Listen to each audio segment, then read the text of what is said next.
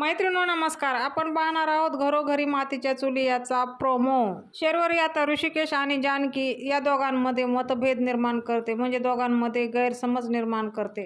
जानकी ऋषिकेशवर नाराज होऊन वरती जात असते, म्हणजेच तिच्या बेडरूममध्ये.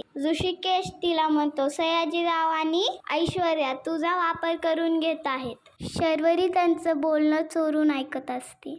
शरू स्वतःशीच म्हणते, असं आगीत तेल ओतलंय मी. आणि इकडे जानकी ऋषिकेशला म्हणते, मी कितीदा सांगू, कितीदा म्हणू, ऐश्वर्या बदलली आता. जानकी असं बोलून वरी जात असते, तेव्हा दुसऱ्या पायरीवर तिचा पाय सटकतो आणि ऋषिकेश तिला सावरतो. जानकी हळू आवाजात म्हणते, सावरल्याबद्दल थँक्यू. ऋषिकेश म्हणतो, भलेही आपल्यामध्ये मतभेद असतील तरी पण मनभेद नाहीत. ऋषिकेश जानकीला जवळ घेतो, मिठीत घेतो आणि शरूच्या पाठीमागून ऐश्वर्या येते. ऐश्वर्या शरूचं बोलणं ऐकते.